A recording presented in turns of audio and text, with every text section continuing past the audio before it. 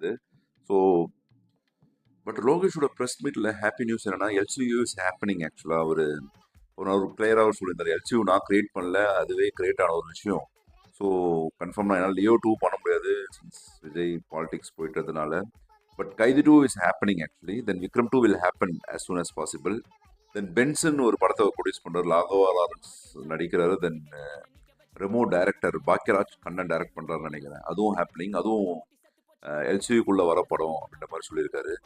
So இந்த LCU concept ஆக்சுவலாக அந்த LCU concept Lokesh cinematic universe அப்படின்ற மாதிரி நம்மளுடைய தமிழ் ஆடியன்ஸ் சொல்லிட்டு இருக்காங்க. பட் சினிமேட்டிக் யூனிவர்ஸ்ன்றது மார்வல் சினிமேட்டிக் யூனிவர்ஸ் ஆக்சுவலாக ஹாலிவுட்ல கிரியேட் பண்ண ஒரு யூனிவர்ஸ். ஆக்சுவலாக அது அந்த யூனிவர்ஸில் Iron Man, Captain America, Spider Man, Black panther,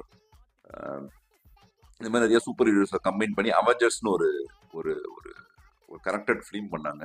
இது எல்லாமே ஒரு ஆக்சிடென்ட்லாம் அவங்க கிரியேட் பண்ணல. ஃபர்ஸ்ட் அவங்க இந்த யூனிவர்ஸ் எப்படி கிரியேட் பண்ண முடிஞ்சது அப்படின்னா ஒருத்தருக்கும் அவங்க பெரிய காசு இன்வெஸ்ட் பண்ணியிருந்தாங்க. ஃபார் எக்ஸாம்பிள் நம்ம படத்தோட பட்ஜெட் 200 crores அப்படின்னா ஹீரோக்கு 150 crores சேலரி நம்ம கொடுத்துடணும். 50 crores தான் மற்ற எல்லா விஷயமும் பண்ணணும்.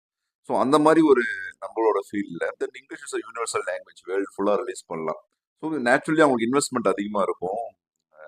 பட் தமிழ் ஆடியன்ஸ்க்கு தமிழ் சினிஃபில் கோலிவுட்ல ஒரு யூனிவர்ஸை கிரியேட் பண்ணோம் அப்படின்னா இதுக்கு எல்லா ஆர்டிஸ்டும் ஒத்துப்பாங்கன்னு கேட்டிங்கன்னா ஹைலி இம்பாசிபிள் இப்போ இருக்க சுச்சுவேஷன்ல. பட் சம்ஹவ் லோகேஷ் கனகராஜ் ஒரு யூனிவர்ஸை கிரியேட் பண்ணிட்டாரு, எல்லா மல்டிபிள் ப்ரொடக்ஷன்ஸ் கம்பெனிஸை கன்வின்ஸ் பண்ணிட்டாரு. அதை கன்வின்ஸ் பண்ணி ஒரு யூனிவர்ஸை கிரியேட் பண்ணி மக்களுக்குள்ள மீன்ஸ் ஆடியன்ஸ்குள்ள ஒரு இம்பாக்டை கிரியேட் பண்ணி அடுத்த படத்துக்கான எக்ஸ்பெக்டேஷன்ஸை கிரியேட் பண்ணி வச்சிருக்காருன்றது ஒரு நிஜமாவே ஒரு பாசிட்டிவ் சைன் தான் ஆக்சுவலாக. பட் ஆனால் அது ஒரு ஜஸ்ட் ஒரு கேமியோ அப்பியரன்ஸ் மாதிரி இல்லாமல் நேச்சுரலாகவே இந்த படம் கைதி 2 யோசிக்க சொல்ல விக்ரம் 2 பற்றி அவர் யோசிச்சு சொல்லணும். ஆக்சுவலாக இது எல்லாமே கம்பைன்ட் ஸ்டோரியாக தான் இருக்கணும் அப்படின்னு நான் எக்ஸ்பெக்ட் பண்ணுறேன். ஸோ இது ஒரு நல்ல இனிஷியேட்டிவ் தான் ஆக்சுவலாக. அந்த இனிஷியேட்டிவ் ப்ராப்பராக இருக்கணும், ஸ்கேமாக இருக்கக்கூடாது அப்படின்றது தான் என்னுடைய எக்ஸ்பெக்டேஷன். ஸோ அதனால இந்த மாதிரி அவர் பண்ணார் அப்படின்னா எனக்கு லோகேஷ் கனகராஜ் பற்றி நான் இவ்வளோ பேசியிருக்கேன். பட் நான் மாநகரம், கைதி பார்க்க சொல்ல வாவ் இவ்வளோ சின்ன பட்ஜெட்டில் ஒரு ஒரு ஒரு இம்பேக்ட்ஃபுல் ஸ்டோரியை ஒரு டைரக்டர் கன்வின்சிங்காக சொல்கிறாரு, நம்மளை ஒரு ஹோல்ட் பண்ணுறாரு, ஒரு 3 hours ஹோல்ட் பண்ணுறாரு, நம்மளை ஸ்க்ரீன் தேட்டரை பார்க்க வைக்கிறாரு பெரிய ஹீரோஸ் இல்லாமல் அப்படின்றது சாதாரண விஷயம் இல்லை. So Lokesh Kanagaraj has that capability actually to do LCU.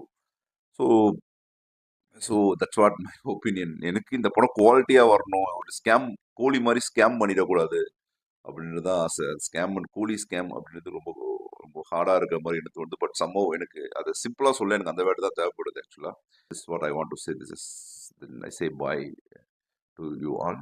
This is Arun from Aircut. Bye. Take care.